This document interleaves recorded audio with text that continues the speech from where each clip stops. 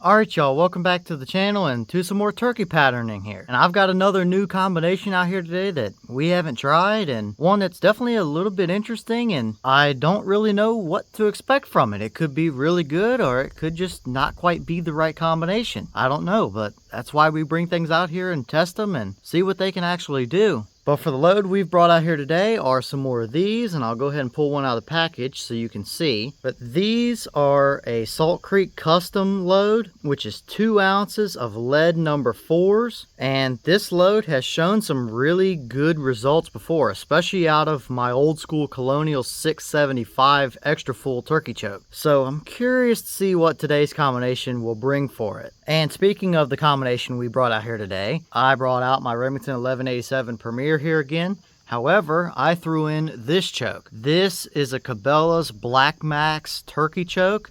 It's a 660 constriction, so definitely a little bit tighter than the 675 that these performed really well in. So I'm curious to see how that does. It might be a little bit on the tighter side for 4s, or it could perform really well. Like I said, we've seen good performance out of that Blackmaxx choke before, and we've seen good performance out of those Salt Creek 4s. So I think it's going to come down to a matter of constriction on this one. Is 660 just a little bit on the tight side for a load of lead 4s? I don't know. We'll see what happens, I guess. But either way, the testing is going to be the same as usual. I have the paper set up down at 40 yards. I also have the chronograph, so we'll see what kind of velocity we're going to be getting. So let's take you guys over and get you a view of the target. I'll head up and take our shot. We'll walk up and glance at our chrono number real quick, and then we'll go down and see how they performed. So let's head over here and shoot them and see what a load of 4s does through this 660 choke. Might be good. It might not be the best combination ever. I don't know. Let's just go shoot it and see.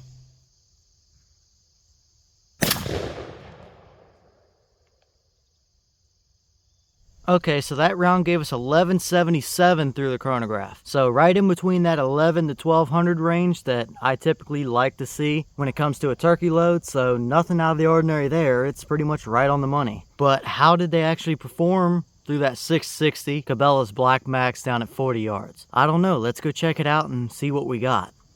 Alright, so now we're down here at our 40-yard paper, and this is what we got. And it's pretty interesting. So first off, we do have a dead turkey here. There's one and maybe half of another in the brain and 2 or 3 more down the spine there. So he is absolutely a dead bird on us there. But if we look at the overall pattern here, I think we were centered up, but the shot favored a little bit low and left for whatever reason. The actual pellet density, I guess you could say, favored a little bit low and left. Now, looking at it here, I think kind of my suspicions from earlier are about true on this one. I think that 660 is just a little bit tight for what these 4s actually like, I guess. From my experience, the 4s, they're a tricky load in the first place, but I believe that 675 range is really where they like to be. So I'm not entirely surprised here. Now, this is not at all a terrible pattern. We've definitely seen better with these particular shells through that 675 choke. But I just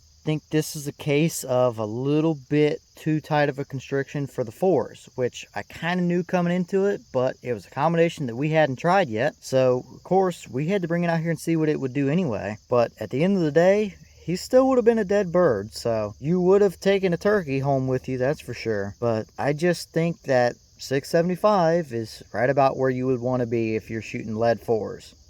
Okay, and this is the wad that we got out of that shell, and it looks absolutely perfect. There's nothing to note here. Nothing on the bottom there that would be out of the ordinary.